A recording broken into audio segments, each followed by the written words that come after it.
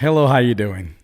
Se você já me acompanha há mais tempo, nas redes sociais, nos meus cursos e tudo, você já com certeza sabe que a melhor forma de você adquirir um novo idioma, adquirir o idioma inglês, é escutando, lendo e repetindo esse processo.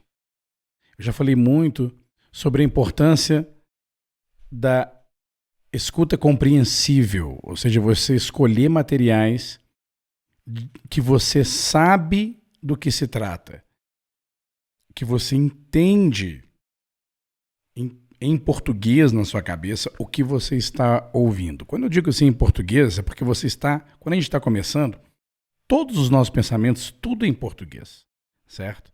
Então é muito importante que você entenda, se você já tem um nível maior, melhor de inglês, não precisa, mas se você está bem no nível iniciante, pegue e traduza tudo que você vai ouvir.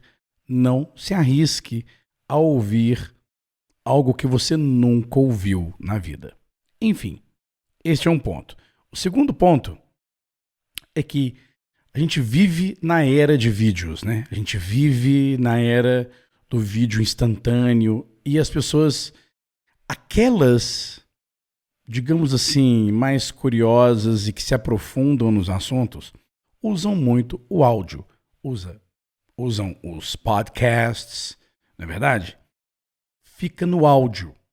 E a melhor atividade que você pode fazer para treinar, quando você não souber mais o que... não sei o que eu vou fazer hoje para treinar inglês. Listen to something in English.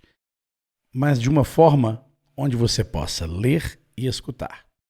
Então, o que eu venho fazendo? Eu venho transformando os meus áudios em um vídeo onde eu não vou colocar imagem nenhuma, mas você pode ler no vídeo o que você está escutando. Já que você não vai pegar um papel ou um PDF e ficar olhando, então eu estou colocando a legenda do que eu estou falando em inglês ou do que a pessoa, do áudio que está acontecendo em inglês na tela. Ainda assim, neste áudio, você vai poder baixar o PDF com o script desta fala. Na verdade, deixa eu falar rapidinho, isso aqui é uma gravação que eu fiz já há alguns anos, inclusive há muitos anos, porque eu estava escutando agora recentemente e eu digo que Belo Horizonte is the third largest city in Brazil.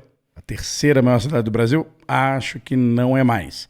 Enfim, tem algumas diferenças aí de informação. Mas eu gravei esse podcast há muitos anos, quando eu comecei a distribuir áudios em inglês para as pessoas na internet. Ok?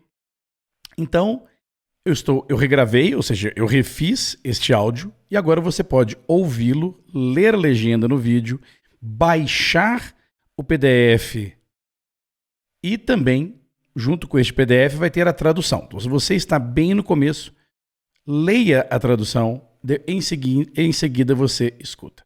Se você quiser arriscar logo em escutar e ler, no problem. Se você sentir que teve dificuldade, você leia a tradução, aprenda o texto e escute de novo. Alright?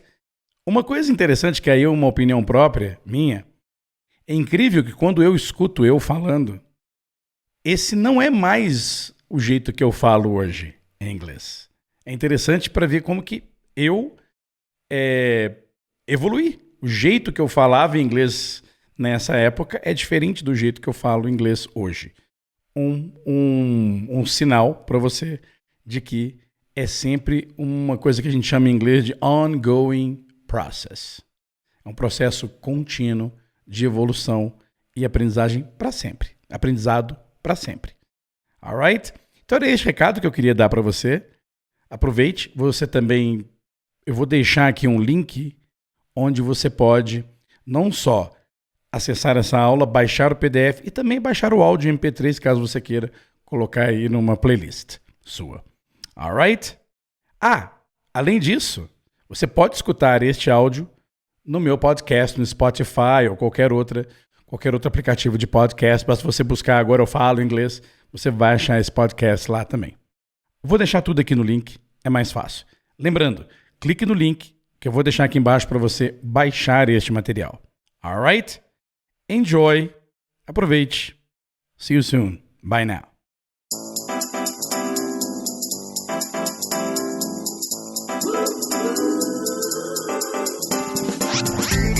Welcome to the Agora Follow podcast, where you learn English in a way you'll never forget. And now, your host, the craziest English teacher from Brazil, Leonardo Leite. As all of you already know, I am Leonardo Leite, and I was born in Belo Horizonte. It's the third largest city in Brazil, right? And ever since I was about 8 years old, I've always wanted to, I've always dreamed of speaking a different language. I've always been fascinated by other people speaking a different language, not only English, but I thought it was amazing. I thought it was something amazing. When I watched a movie or, when I saw somebody, a foreigner here in Brazil speaking a different language, that always fascinated me. And when I was 8 years old, I really asked my mom and dad to put me in an English school. So that didn't happen when I was 8. Probably, I don't know why. Probably they couldn't afford a private English school for me. But when I was about 11 years old, I started going to an English school here in Belo. And I used to go 2 or 3 times, I think it was 3 times a week. And it was very early. It was about 7 or 7:30 in the morning. And so I started going to this English class with lots of students and a very nice English teacher. I can't remember her name. It was a woman, and she used slides, but she didn't use, electronic slides or anything, digital slides or anything. She used real slides, with the projector slides. And so I started going to this course, and I started learning a little. It was very interesting because it was a very traditional English school here in Belo, and she always taught us English by phrases. That's funny, isn't it? But it was always phrases, and we learned the phrases of a certain story. So she would tell me the story, and then I would have to repeat all the sentences of the dialogues. And I remember one of the first sentences that I learned when I was 12 years old, 11 to 12 years old. It was, have a cup of coffee, Bill. Have a cup of coffee, Bill. It was a story, and Bill, came to somebody's house, and the host said, "Oh, have a cup of coffee, Bill." And I learned it, and I could never forget that sentence. Have a cup of coffee, Bill. The problem was, I never found a situation in which I could use that sentence, I could say, "Oh, have a cup of coffee, my friend," but I never used that sentence. Anyway, I kept on going, and I went from book 1 to book 2, 3, 4. And by the time I was 15, after 3 or 4 years going to the same school, I was already advanced. Normally, in my time, the courses would take approximately 8 years. And I was, halfway through. I had been learning. I had been going there for about 4 years. I thought of myself as a very good student, and I thought I knew a lot. And then I continued studying. I changed schools.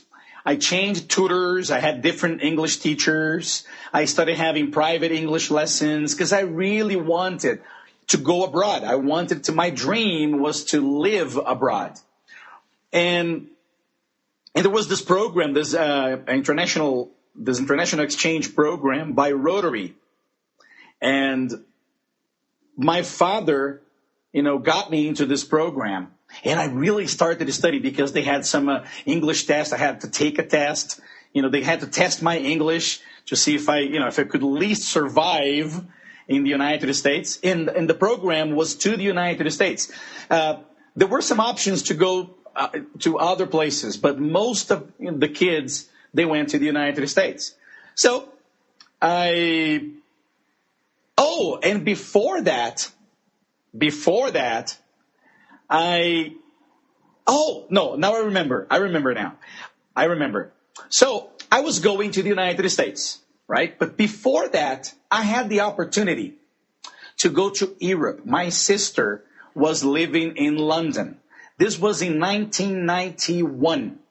Okay, I was 17 years old.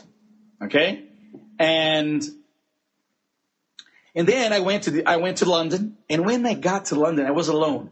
Okay, I went to visit my sister. My sister was there waiting for me, but I was all alone and 17 years old. Okay, so anyway, and when I arrived there, I was very frustrated, because after having gone to English schools for almost 8 years, and all the other English teachers here, they figured me out as, they saw me as an advanced student. I couldn't understand anything that the British people said. And I was very frustrated. I was very sad.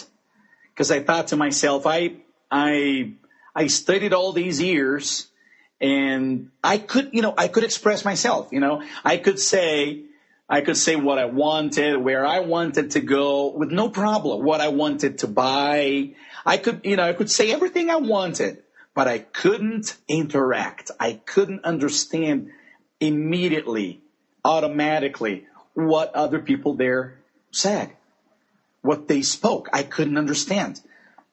So I came back to Brazil very frustrated. And that was before I moved to the United States.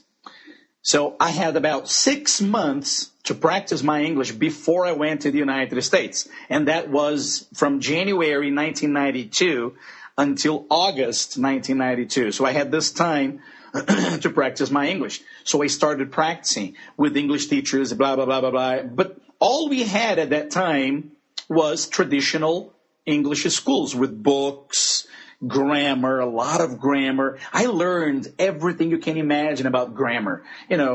Simple present, simple past, present perfect, past perfect, conditional perfect, subjunctive, and everything. So I went to the United States in August. And the first time I went there, I stayed there for about 14 months. That's 1 year plus 2 months. Okay? And when I started living there, when I arrived there, it was the same problem I had when I went to London 6 months before. So when I arrived in the United States, I was a little smarter because I had already had the experience of going to another country, going abroad. So I studied phrases. Now I teach you phrases, remember that? So I started, learning and memorizing some very important phrases that I knew I would use. I knew I would have to say those sentences because I knew they were going to ask me about, how my trip was, where I was from, how many brothers and sisters I had, right? About my mom's job, my dad's job, and what Brazil is like, talk to them about Brazil, give them descriptions about our cities and everything else about our country. So I memorized some very important phrases. So when I arrived there, people were impressed with my English because I knew the phrases, So when they asked me, I had the phrase ready to go. That's interesting, isn't it? Anyway, so I stayed there this first time for about 14 months. In these 14 months, I went to school, I made some friends, and I improved my English. But this time, I started noticing, observing how I learned, How did I learn that? How did I learn this? So, for example, lots of people ask me about the present perfect. I remember the day I realized exactly how these, goddamn present perfect worked. And it wasn't studying. the grammar structure. It was by understanding and observing how people used it all the time. Anyway, let's make this gigantic, long story shorter. When I came back to Brazil, and I also had the opportunity to go back to the United States for one more year to study in college. So I had to come back to Brazil, stay here for about 6 months, and then I went back. In these 6 months here in Brazil, I wanted to make money. And I was already from 18 to 19 years old, and I wanted to teach English. So I got a job at an English school. And when I got into this English school, they started teaching me how to teach using their method. And their method was with books, grammar, blah, blah, blah, blah, blah. Okay? But it was actually a very good school with very interesting techniques that I still use with you nowadays. And so I started teaching students here in Brazil. And I didn't go back to the United States after 6 months. I stayed in Brazil for one more year. So I got a lot of experience, teaching for 1 year here in Brazil with the 18, 19 years old. And then I realized that most of my students, they were very happy with me. They were very happy with the way I was teaching them. But I was using the English school's method. And I realized that they couldn't really speak fluently. They couldn't really understand everything automatically. After that, I had this idea. I went back to the United States, and I took courses on how to teach English to foreign speakers. Okay? And I stayed there for almost 2 years, and I came back. When I came back to Brazil, and then I started teaching English like crazy. I was one of the best teachers here in Belo Horizonte, okay? And I had lots of students. I had over 2,000 students in classroom, all right? Anyway, when I was, after 20 years teaching English, okay? Until about 10 years ago, I realized that the way I was teaching English here in Brazil wasn't working. The way I was using the methods of books and grammar and writing, doing some written exercises wasn't working. The students were getting frustrated when they went abroad too.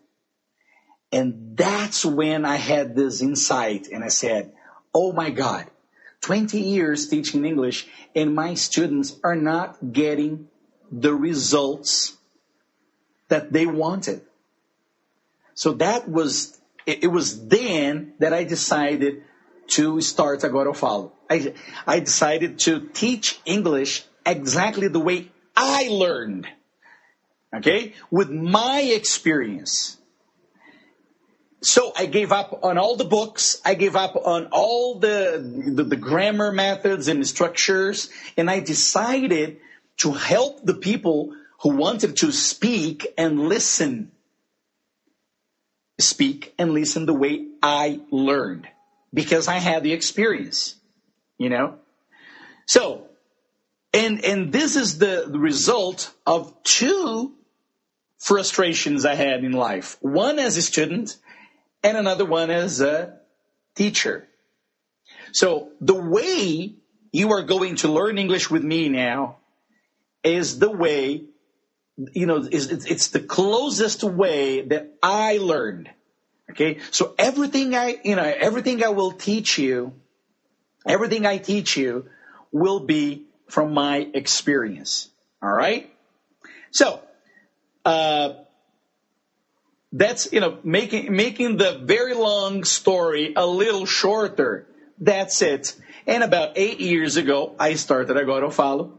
And from now on, I've got over 20,000 2,000 students. So imagine, 20 years teaching English, I had 2,000.